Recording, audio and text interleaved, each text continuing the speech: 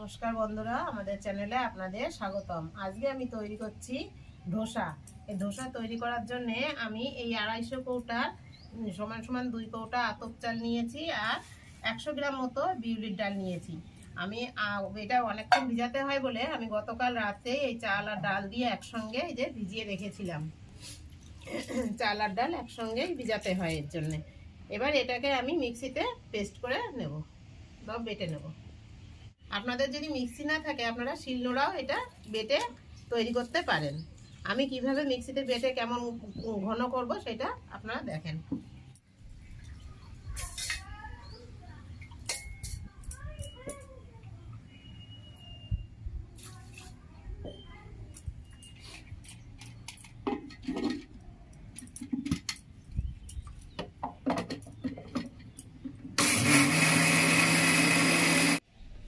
চালগুলি সব বাটা হয়ে গেল, আমি এখন পুরোটা ঢেলে নিচ্ছি। দেখেন এরকম লিকুইড করে আমি বেটেছি।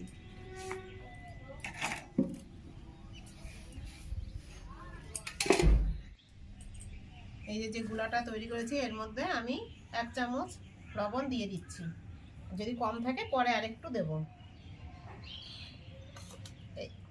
এরকম ভাবে গোলাটা দেখেছেন, এই যে এরকম ঘন হবে। এর থেকে পাতলাও করতে পারেন, সেই ক্ষেত্রে ধোসাটা একটু নরম হয়ে যায়। একটু ঘন থাকলে ধোসাটা বেশ একটু শক্ত শক্ত হয়, ভালো লাগে খেতে। আমি এখন গ্যাস জ্বালিয়ে দিয়ে ফ্রাই প্যানটা বসিয়ে দেবো। আমার ইসে মুখে দিয়ে দেখলাম গোলার মধ্যে লবণ একটু কম আছে, তাই আমি আরও 1 চামচ মতো লবণ দিয়ে দিচ্ছি।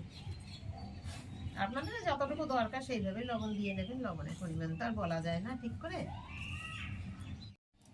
প্যানে এই ধোসাটা বানানোর জন্য আমি আগের থেকে একটা বেগুনের বোঁটা আর বাটিতে কিছুটা সাদা তেল নিয়ে নিয়েছিলাম। এই তেলটা এখন আমি এখানে লাগিয়ে নেব।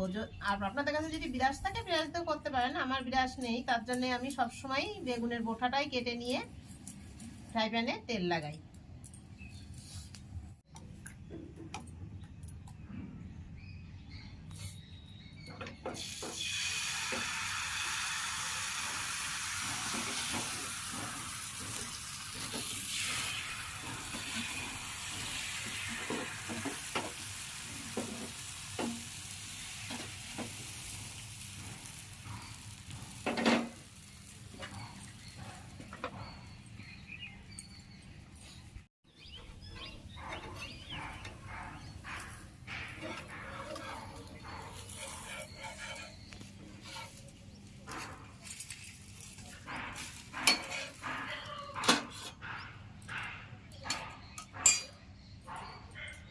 একটা তৈরি হয়ে গেল।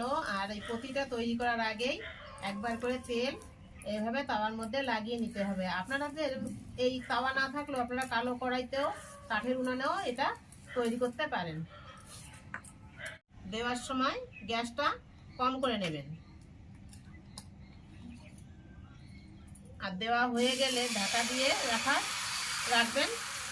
রাখার পরে যখন ঢাকাটা খুলে দেবে তখন গ্যাসটা একটু বাড়িয়ে দেবেন। আর এইভাবে ঘুরিয়ে ঘুরিয়ে জিনিসটা দিলে সুন্দর হয়।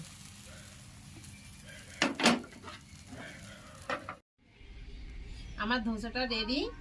আমি ধোসার সঙ্গে খাওয়ার জন্য আলুর চোখা তৈরি করেছি। এই আলুর চোখাটা কিভাবে তৈরি করেছি আমি আরেকদিন ভিডিওতে আপনাদের দেখিয়ে দেব। আর রেখেছি চাটনি। আপনারা এইভাবে বাড়িতে ধোসা তৈরি করবেন, এই আলুর চোখা বা চাটনি দিয়ে খেয়ে দেখবেন, খেতে খুব ভালো লাগে।